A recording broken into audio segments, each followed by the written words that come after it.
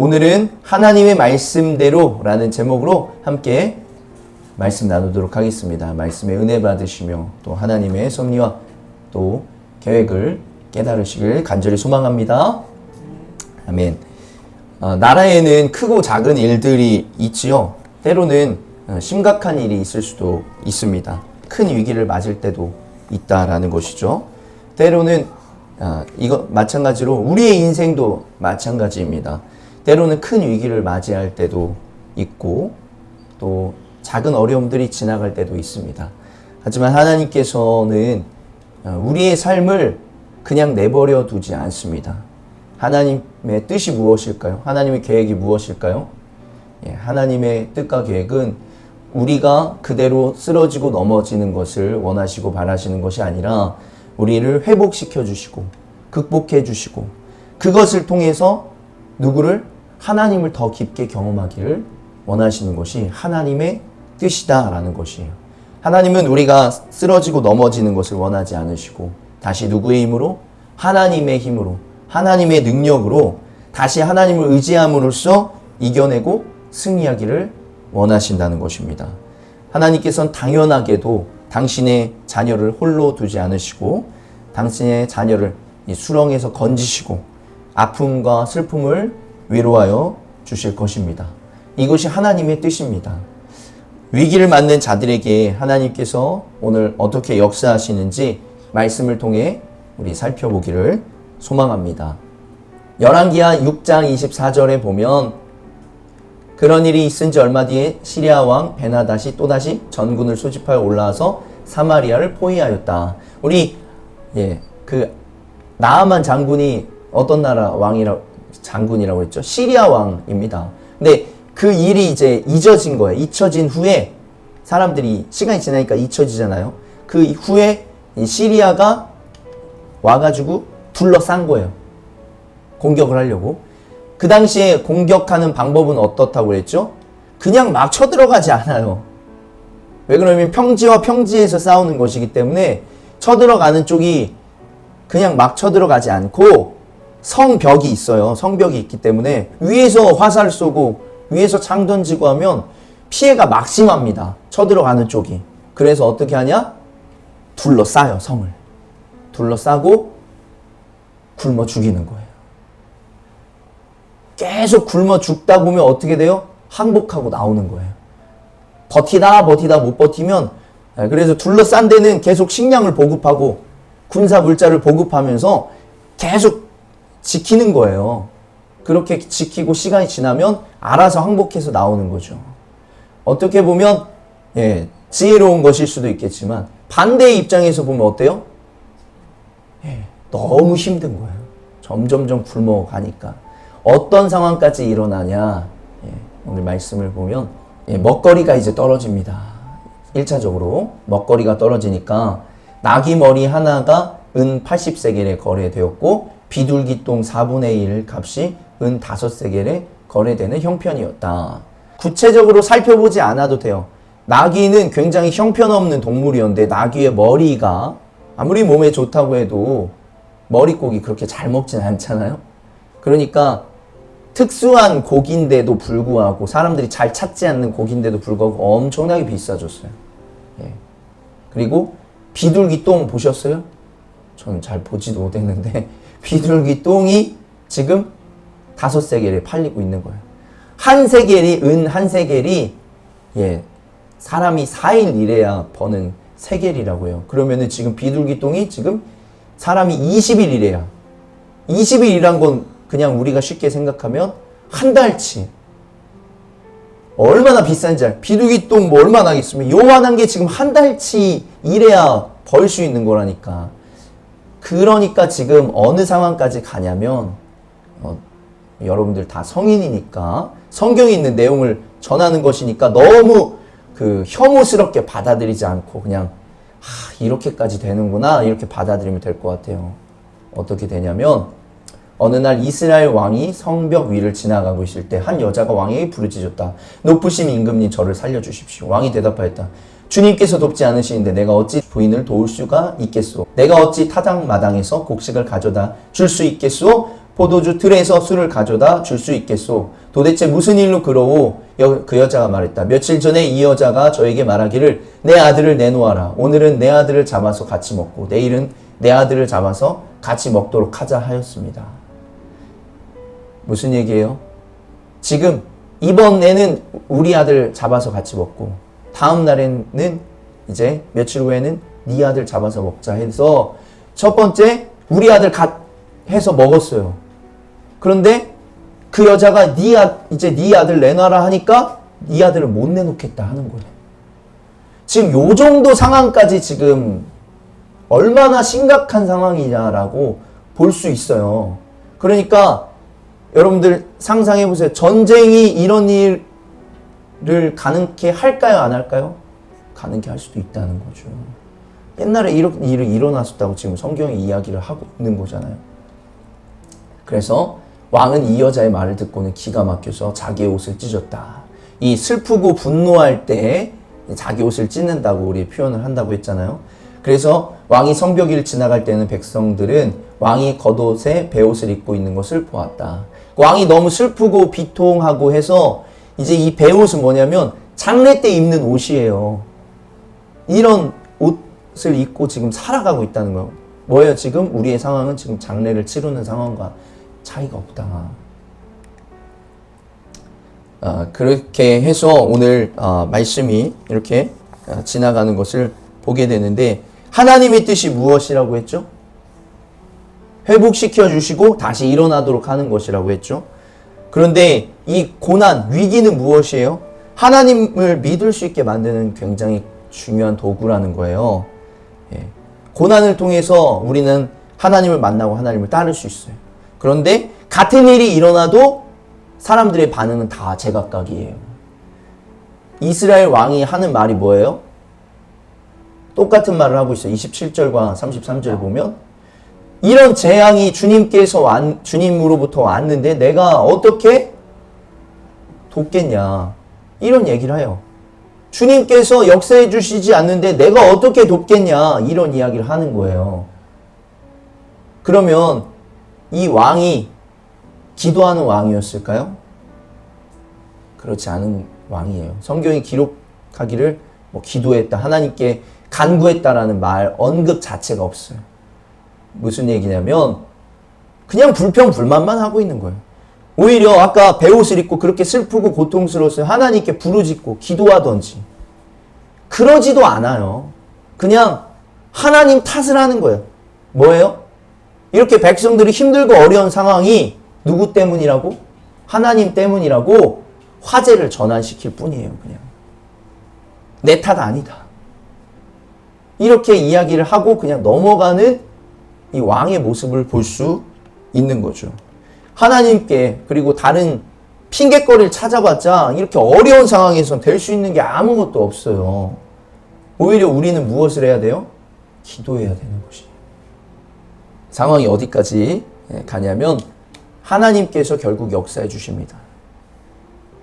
하나님께서 말씀해 주셔서 무엇으로 이야기해 주냐면 회복되리라 이렇게 말씀하는 게 아니라 아까 어떤 그 값어치로 얘기를 했잖아요.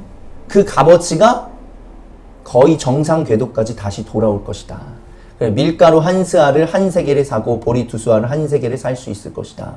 밀가루를 하루 일하면 밀가루 한 수아, 보리 두 수아를 하루 일하면 얻을 수 있을 것이다 하는데 사실은 이게 원래 정상보다는 비싸긴 해도 아까 그 상황보다는 훨씬 좋아진 거예요. 시장 경제가 갑자기 좋아질 수는 없잖아요. 굉장히 많이 좋아질 거다 이렇게 이야기를 하는 거예요. 이 얘기는 뭐예요? 전쟁이 끝난다. 전쟁의 종식을 이야기하는 거예요. 갑자기 이렇게 바뀔 수 있는 거는 전쟁이 끝난다라는 하나님께서 희망의 메시지, 희망의 말씀을 하고 계시는 거예요. 그런데 아까 이야기했죠? 아무리 희망적인 이야기를, 아무리 하나님이 역사해 주셔도 뭐라고 얘기해요? 비록 주님께서 하늘에 있는 창고문을 여신다고 할지라도 어찌 그런 일이 일어날 수 있겠습니까? 하나님이 말씀하셔도 믿지 않는 사람들은 여전히 믿지 않아요. 누가 그러는 거예요? 왕을 부축하고 있는 시종 무간이 하나님의 사람에게 대답하였다. 그러니까 왕 옆에 있는 사람이 이렇게 이야기를 하는 것이죠. 그래서 엘리사가 뭐라고 얘기해요? 당신은 분명히 그런 일이 생기는 것을 눈으로 직접 볼 것이요. 그렇지만 당신을 그것을 먹지는 못할 것이요. 이렇게 이야기를 합니다. 눈으로는 보지만 당신은 그것을 밀가루와 보리를 먹지 못할 것입니다. 그래서 나중에 보면 어떻게 되냐면 죽게 돼요. 이 사람이. 그러니까 전쟁이 끝난 것을 보지만 죽게 돼요. 하나님께서 하실 일들을 말해도 믿음이 없는 사람들은 받아들이지 못해요. 붙잡을 게 하나님밖에 없는 상황이잖아요. 하나님밖에 없는 상황인데도 도무지 믿질 못해요. 우리가 젊은 사람들은, 여러분들은 지금 어떨지 모르겠는데 젊은 사람들은 아직도 MBTI 얘기를 참 많이 합니다. 그래서 저도 T인데, T가 뭐냐면 끝까지 감정이 아니라 이성으로만 대화를 하는 거예요. 그래서 나 차 사고가 났어 이러면은 아이고 어떻게 안 다쳤어? 이렇게 얘기를 해줘야 되는데 T는 뭐라고 얘기해요? 어쩌다가 사고가 난 거야? 이렇게 얘기를 하죠. 자신의 이성과 상식으로 먼저 접근을 하죠. 근데 꼭 T라서 F라서 접근하는 게 아니라 이렇게 접근하는 사람들이 있다는 거예요. 어떤 일이 일어나면. 근데 우리가 이 세상을 살아가면서 모든 게 이성과 상식으로만 접근할 수 있어요? 우리 뭐라고 해요? 운이 좋아야 된다. 이런 얘기 하잖아요. 다 운이라고 얘기를 해요. 아무리 노력해도 운이 좋아야 된다. 이런 얘기를 하잖아요. 그 운이 뭐예요? 이성과 상식을 뛰어넘는 상황인 거예요. 또 다른 말로 뭐라고 해요? 우연이다. 이런 얘기를 해요. 그런 거는 그러면 이성과 상식으로 설명할 수 있어요? 설명할 수 없다는 거예요. 그러니까 저도 T라고 하지만 하나님 믿고 있잖아요. 예. 우리가 이성과 상식으로 모든 것을 접근하면 하나님의 역사를 경험할 수가 없어요. 하나님의 역사를 보고도 믿지 못한다는 거예요. 오히려 이성과 상식이 있는데도 어떻게 운을 받아들이고 우연을 받아들일 수 있는 거예요? 그러니까 사실은 우리는 이성과 상식으로 이해되지 않는 세상 속에서 이미 살아가고 있어요. 우리 쉽게 얘기하잖아요. 지구가 1도가 높아지면 어떻게 된다, 저렇게 된다 얘기하잖아요.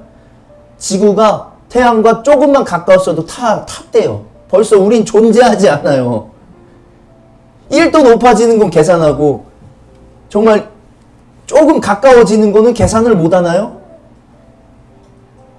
우리는 다 이해할 수 없는 상황 가운데 살아가고 있어요. 아무리 이 세상이 과학기술과 의료기술이 발전하고 발달해도 우리는 그게 전부가 아니라는 것을 알아야 됩니다. 예를 들어볼까요? 지난주에 제가 하는 목사님들과 교제를 했어요. 월요일 날 교제를 하는데 한 목사님이 그러는 거예요. 그분이 한 지금 58세인가 이러시거든요. 근데 나 이번 주에 죽을 뻔했잖아.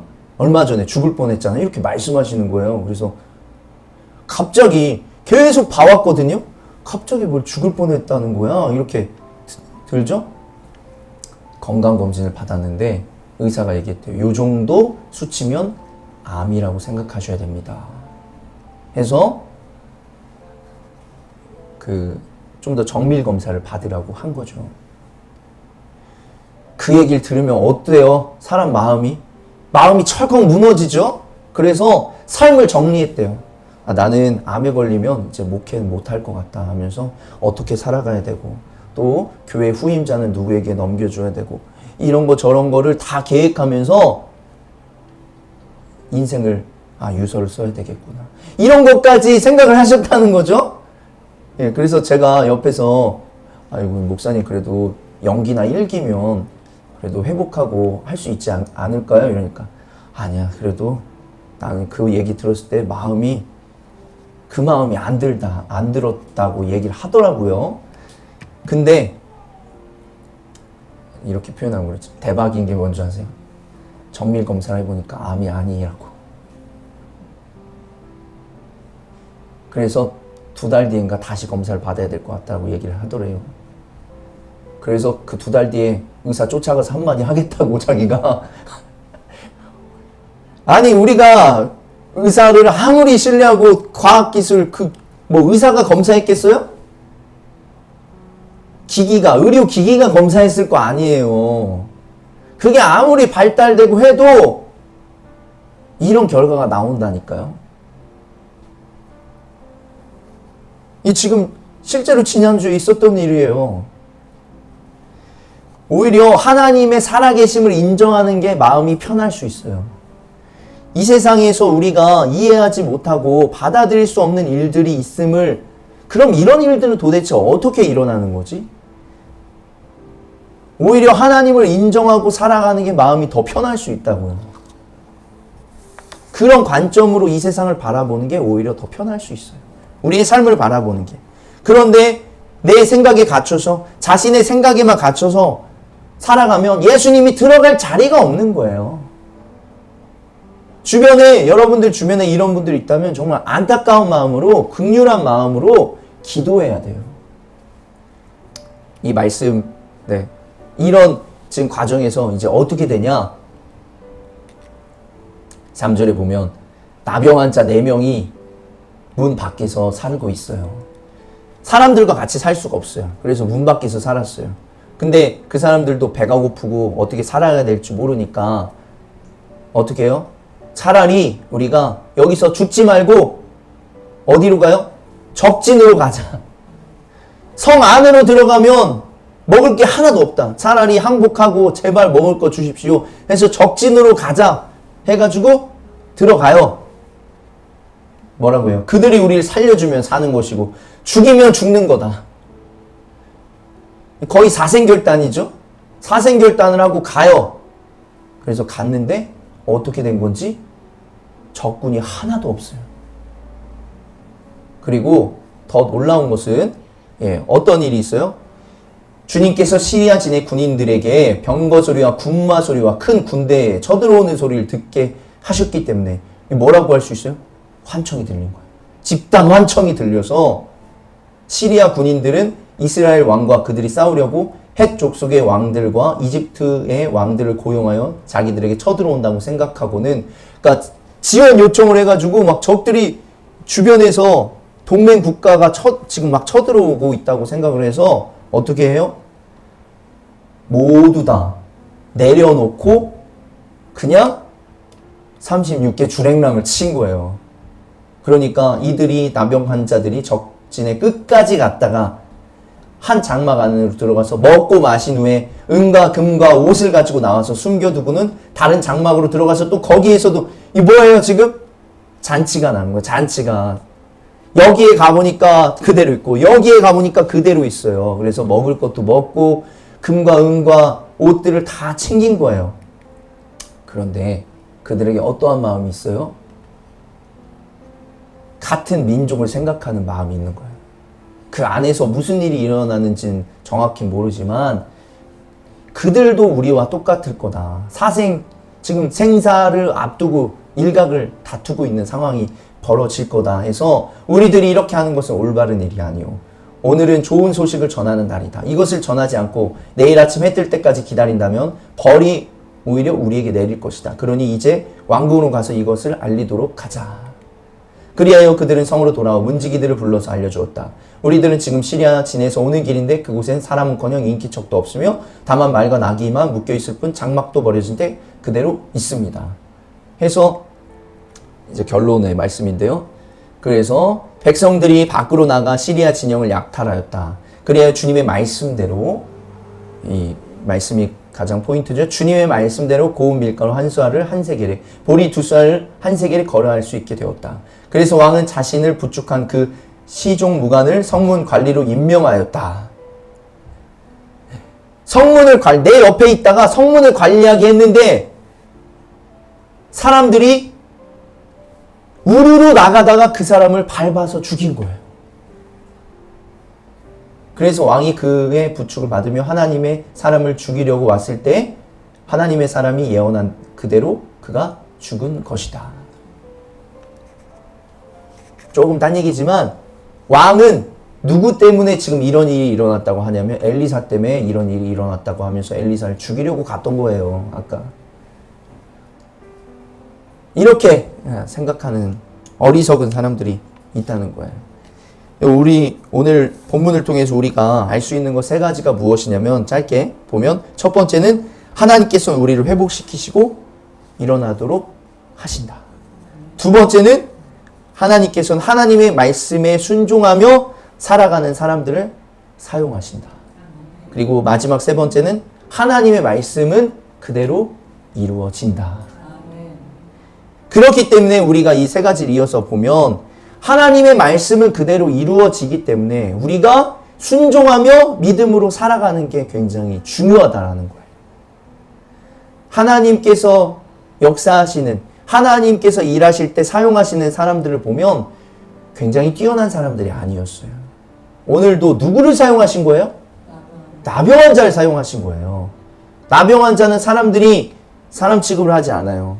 같이 하려고 하지 않는 거예요. 그런데 그 나병 환자를 통해서 만약에 나병 환자가 자기들만 먹고 마시고 기쁨에 취해서 잠들었다고 해봐요. 어떻게 되었을까요? 이스라엘 사람들은 언제 발견하는 거예요? 진짜 소수만 남겨둔 채 발견하는 상황이 되겠죠. 그들도 사생결단. 이제 정말 아무것도 먹을 것도 없고 이 비참한, 사람을 먹는 이 비참한 상황을 도저히 안 되겠다라고 했을 때 아마 나갈 거예요.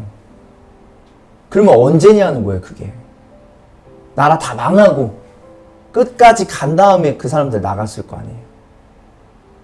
그런데 이 나병 환자를 통해서 하나님께서 사람들을 살리시고 결국 이 나병 환자를 통해서 하나님께서 일하셨다라고 밖에 볼 수가 없는 거죠. 예.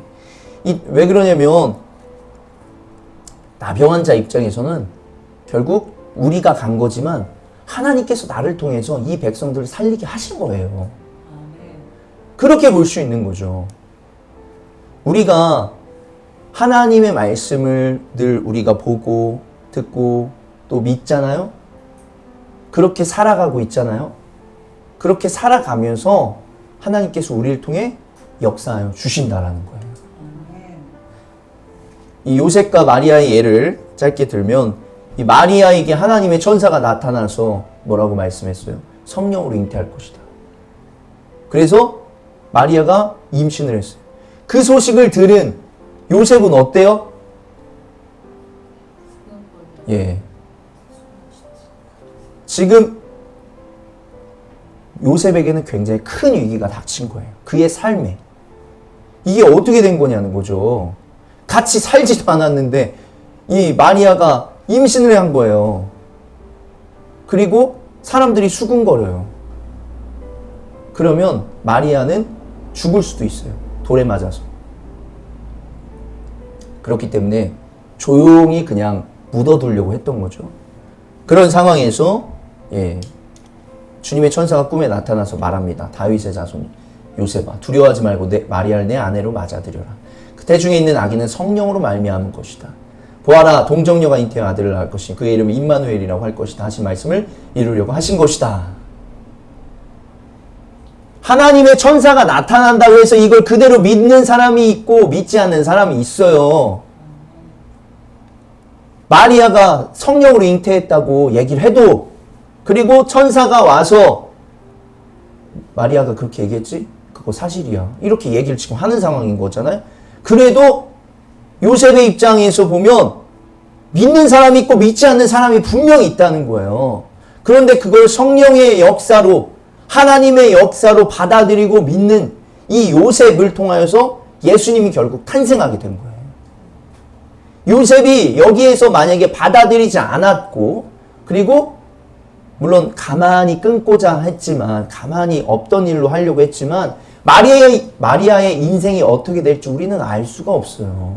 마리아가 죽었을지, 아니면 정말 그 미혼모라고 하잖아요. 미혼모로 예수님 키우면서 어떻게 됐을지 우리는 알지 못해요.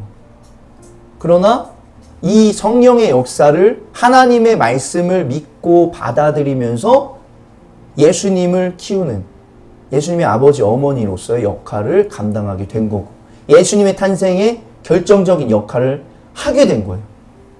우리가 아까 이성과 우리의 생각으로 이걸 받아들이려고 했다면 받아들이지 못했을 거예요. 그런데 하나님께서 역사하시고 하나님의 말씀이다라고 생각하니까 요셉과 마리아를 사용하신 것이죠. 요셉과 마리아가 굉장히 특별한 인물이었습니까? 그렇지 않았다는 거예요. 하나님께서는 평범한, 하나님께서는 약한 자를 들어 쓰시는 하나님임을 우리가 기억해야 됩니다. 그래서 하나님의 말씀에 늘 순종하며 나아가는 여러분들이 되시기를 간절히 소망합니다. 하나님의 말씀대로 살아가려고 노력하는 여러분들이 되어야 될 줄로 믿습니다. 제가 이번 주에 저희 성경학교 계속 해왔죠. 계속 해왔고, 또 제가 네임리스 캠프, 또 청소년 캠프 스텝으로 또 계속 섬겼죠. 계속 섬겼는데, 지난번에 어떤 목사님이 저한테 그러시는 거예요. 응답을 받았다는 거예요. 응답을 받아서 어린이 캠프를 해야 된다. 어린이 캠프를 해야 된다고 하는데, 저보고 전체 디렉팅을 다 하라는 거예요. 그래서 저는 못합니다. 제가 몇 명 캠프를 준비하냐 하니까 300명 캠프를 준비하라고 하는 거예요. 제가 300명 캠프는 해본 적이 없습니다. 제가 뭐 두 번째라면 제가 할 수 있겠지만, 처음은 캠프는 또 시시각각 굉장히 좀 센스가 필요하거든요. 좀 부담됩니다. 제가 해본 적이 없어서 조금 그 캠프가 원활히 진행이 안 되면 어떻게 할까요? 해서 제가 그 목사님도 같이 해달라고 하고, 또 그 이야기를 같이 전했던 또 전도사님이 있어요. 그 전도사님도 같이 해서 3명이 같이 준비를 하자 얘기를 했어요. 그전에는 저 혼자 준비를 해야 되는 상황이었는데 3명이 같이 준비를 하자 했는데, 이번 주에 이제 회의를 했어요. 근데 결국 3명이 같이 준비를 하긴 하는데 제가 전체 인도를 하게 됐어요. 그리고 또 설교도 한번 하게 됐죠. 뭐 여기에선 제가 어떻게 더 이상 도망갈 길이 없어가지고, 왜 그러면 한 분은 찬양 인도를 해요. 또 한 분은 기도의 인도를 해요. 그러니까 다 자기가 맡은 일인데 저만 아무것도 못한다고 얘기할 수가 없잖아요. 그래서 전체 인도를 해달라고 해서, 그러면 제가 인도하겠습니다. 제가 앞에 나가서 그 다음 순서 뭐 소개하고 뭐 이렇게 다음 역할 브릿지마다 비는 공간마다 들어가서 이렇게 진행을 하는 거예요. 그러니까 하나님께서 어쨌든 계속 이렇게 순종하면서 나아갔더니 사용하시는구나 라는 생각이 들었습니다. 물론 부담이 많이 돼요. 왜 그럴까요? 300명 캠프는 해본 적이 없어요.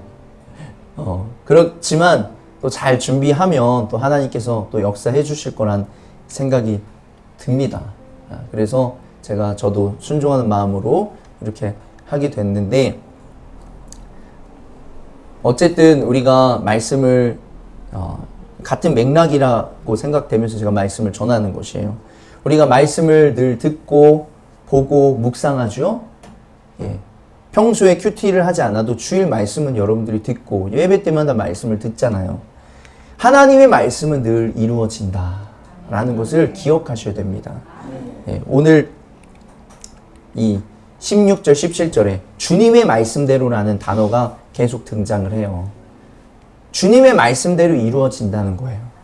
하나님께서는 우리의 삶에 늘 역사하신다는 것을 기억하면서 우리의 역시 하나님의 말씀을 듣고 믿고 순종하여야 하나님의 일하심을 볼 수 있는 거예요. 나를 통해서 하나님께서 역사하신다는 거예요. 우리가 비록 잘나지 않았고, 우리가 비록 뛰어나지 않다고, 우리가 비록 약하고 부족한 자라고 할지라도 하나님께서는 우리를 통해 역사하시는 것이에요. 아멘. 여러분들이 이것을 기억하며 하나님의 말씀을 듣고 믿고 순종하는 자들이 되기를 간절히 소망하며 하나님께서 여러분을 통해서 일하실 것을 기대하며 날마다 나아가실 수 있는 분들이 되시길 소망합니다. 그래서 여러분의 삶에 하나님의 역사가 일어나고 또 경험하는 그런 분들이 되시기를 간절히 소망합니다. 아멘.